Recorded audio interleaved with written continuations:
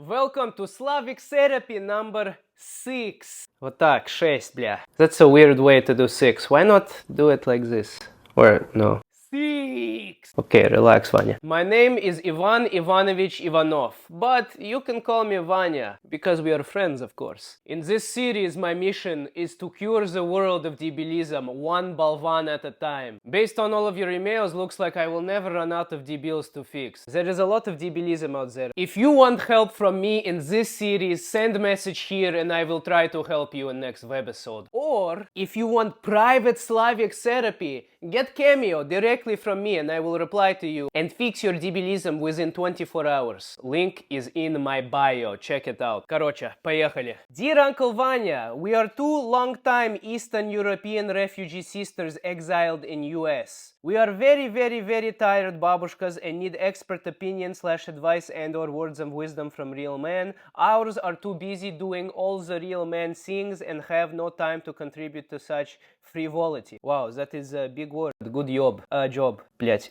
These Western ladies keep producing and condoning unacceptable overgrown man babies. We are at a loss, tired of being criticized by such debils. We need Uncle Vanya to help if you can. What you say about this? Unfortunately, this is a natural cycle that we are stuck in. And right now, we are not in a good place in this cycle. You've probably heard it before. It goes a little something like this. Hard times create strong Slavic men. Strong Slavic men create easy times create долбоёб суслик debil, and these weak долбоёбы create hard times again because they are such debils, you know? We are in hard part of the cycle right now, but soon it will get better, I promise you. At least this is my hope. So for now, just drink vodka, do what you can to get through these hard times, and maybe in a few years it will be better. Okay, that is what I have to say about this. Next. Dear doctor, I am not doctor, I am huyoktor, if you will, PhD in anti-debilism. We have big dilemma as a family. Our stepfather is Serbian, sorry, big difference. He is very good and reliable man, very nice. He raised me since I was toddlers and has never treated us differently from his own children. He even says it's always better when the cow comes with the calf. However, he is also a bit crazy. His sense of humor is dark, and you can never tell if he is joking or not, because his facial expression is always the same. This is real, man. Yes, I need to address this. What is it with all these Western people that like to smile for no reason? I'm going to work in the morning, 7 a.m. Somebody tells me, "Hi, beautiful weather we're having today." Yes, it was good until you showed me your teeth. I cannot keep up with this energy. The way I was raised, like Slavic men, we do not smile for no reason. Stop it. In my country, if you show your teeth for no reason, it is worse than showing your titties. It is completely inappropriate. I don't know you. Okay, sorry, I went on tangent. Back to your question. He is about to turn 40 and we wanted to throw him a surprise party. He found out about it and said, if we ever organize such a stupid piece of crap, he'll kill us all. Very appropriate response. Cause birthdays are for women and children, and if you throw such shit on a grown man, you are basically calling him mala kurva. This is Serbian, I think, but whatever it means, I completely agree. Even though we grew up surrounded by Serbs, the whole Slavic mindset still confuses us. Should we ignore what he said and throw him a party anyway, or should we take him seriously? Listen, like I said, I completely understand your stepfather. He, like a good Slavic man, does not have time for these birthdays, days, okay? His face is always the same because, like my father always said, emotions are for the weak, children and Americans. My grandfather included the gays, but he used a meaner word. I will not say it. But my point is, he means what he says. Real Slavic man does not want birthday party. Slavic men do not like this kind of, how you say, pageantry. It goes against our very nature. But we still want to be appreciated, especially by the people we love, trust me. Almost everything we do is driven by the love we have in our hearts for our family and our friends. So, if you can find a way to show him how much you appreciate him without making a big deal out of it, I'm sure he would love this. Maybe you can take him to watch his favorite sports team, or buy him nice belt he can use to discipline you next time you want to throw him a surprise party. Or just buy him vodka. Vodka will bring tears of joy to even the strongest Slavic men. You cannot go wrong with this. So my advice to you is show him how much you love him, without making a big deal of it, okay? Next. To the great Uncle Vanya. I am writing to you as a 14-year-old girl from California. Recently, I began practicing Judo. Nice, I did Judo when I was your age too. I try to go 4 nights a week, but there are just 2 problems. 1. I am rather intimidated by Yuri Sensei, one of my instructors. He is from Ukraine, and even though he is friendly and a good teacher, I am scared of him because of his accent. So you are probably scared of me too. 2. Most people start Judo when they are much younger, but I only began in June, which means I suck. And a lot of the younger kids are better than me, and it's low-key embarrassing. Thank you, Uncle Vanya. P.S. Judo is still great fun. I also did Judo when I was your age, and I also had scary Ukrainian sensei with an accent. Look, I know they might be scary and demanding, but they only do it because they want to get the best out of you, and they care about your success. So maybe if you understand where he is coming from and why he acts like this, they will be less scary. But if he ever crosses any lines or really makes you uncomfortable, let someone know, okay? Because this is serious. He is just your instructor, okay? And he has no right to make you feel unsafe. But if he makes you do 10 push-ups when you mess up your uchimata, this is not uncomfortable. This is necessary, okay? Know the difference. And for your second question about being embarrassed, don't be. You just started, okay? And this is not late. You are 14 years old. You're still a baby. You have so much time to get better at Judo. Even Olympic champions in Judo started from 0, and many of them did it when they were even older than you. So don't worry. The most important thing is to keep training and never give up. That is the only way you improve. Day by day, little by little. If you get better by 1% every day, just imagine where you will be a couple of years from now, or maybe even 10 years from now. You will be world champion. And by the way, this applies to everything in life. Absolutely nothing worthwhile can be achieved overnight. Everything takes effort and discipline. Day over day. Effort and hard work. What is this saying? Soviet Union was not built in a day, right? Or maybe it was Rome. I don't know. It doesn't matter. The point is that everything valuable in life takes hard work over a long period of time. And these are the only things you can control in life. Your effort and your attitude. Working hard and never giving up, okay? Remember these words. Success will come from passion and not giving up when others would have. So don't give up, and when you are Judo champion, please remember me and this advice I gave you, okay? All the best to you, Uncle Vanya is with you. I believe in you. Next.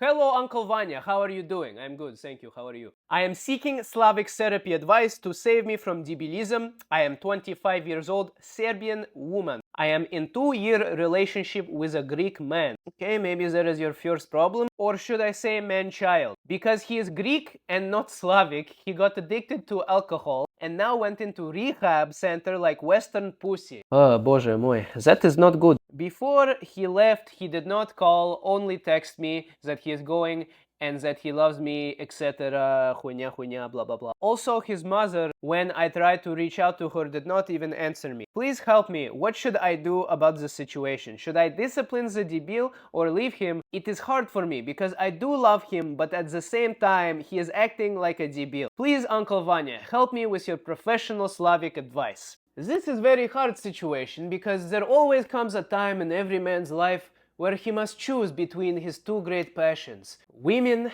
and vodka. One day he will be a real man and be ready to make this choice, but it doesn't sound like that day is today. As much as I preach about the powers of vodka, and they are strong, your mind must be stronger, not to let vodka take over your life. Real Slavic man or Greek man knows when to stop. And it looks like your boyfriend got carried away. He was quite literally lost in the sauce. This is a hard situation because if you don't make him realize that he needs to clean up his act and get his life together, unfortunately, life will do this for you. And trust me, life will not do it as kindly as you can. So my advice is to you as his woman who cares about him. Have serious talk with him about controlling his drinking. And if he does not listen, use belt. And if he still does not listen, dump his ass and find better man that is worthy of you. And it's not your problem. Debils will be debils sometimes, you know, and you have to let them figure it out on their own. You, on the other hand, have your own life you need to worry about, and I suggest you move on, if this is the case. Because if this debil alcoholic cannot listen to reason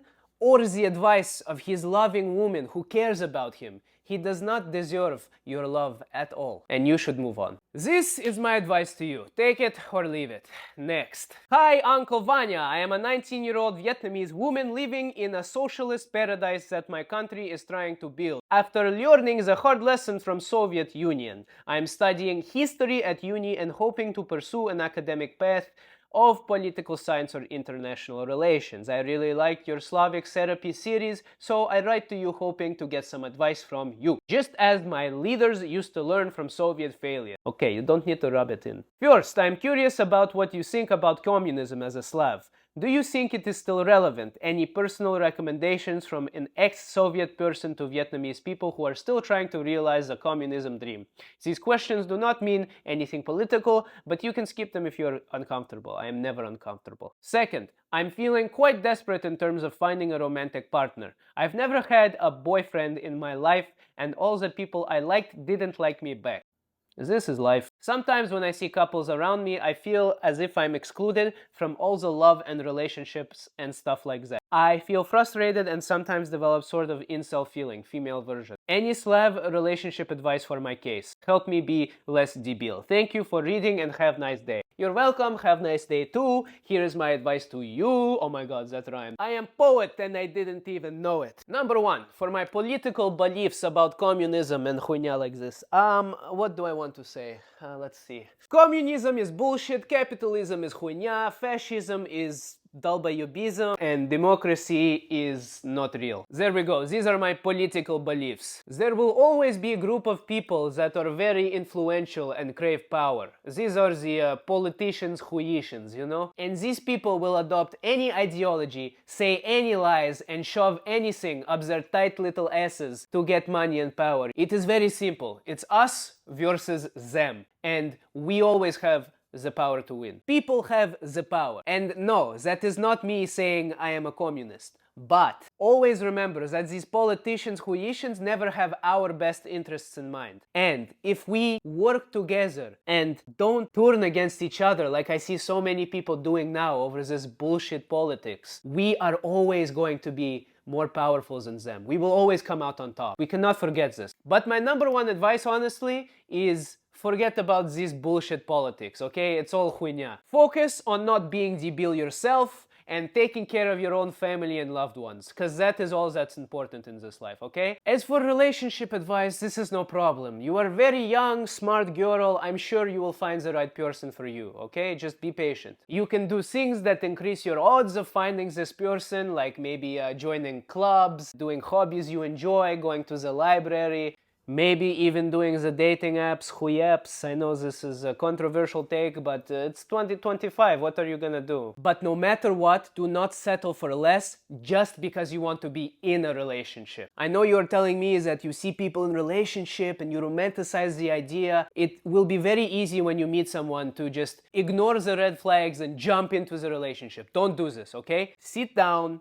Write down the qualities you want in a partner, your person. What do they look like? What do they sound like? What do they do? Who are they? Okay? Once you have this person in your head, don't give up until you find them. And don't settle for less. Queen. Is that how you do feminism? Am I doing it right? Yes, queen. I know this is cliche, but when you know, you know. You find them, you're like, wow, this is not debil. This is my person. Hello, I like you. Like this, you know? Давай, Uncle Vanya believes in you. Good luck. So, I think that was a good note to end on. If you want me to fix your debilism in the next episode, write message here. Oh, I almost forgot. If you want a reminder not to be debil, please get Don't Be Debil shirt. It will be linked in description or whatever. So, as always, remember, don't be debil.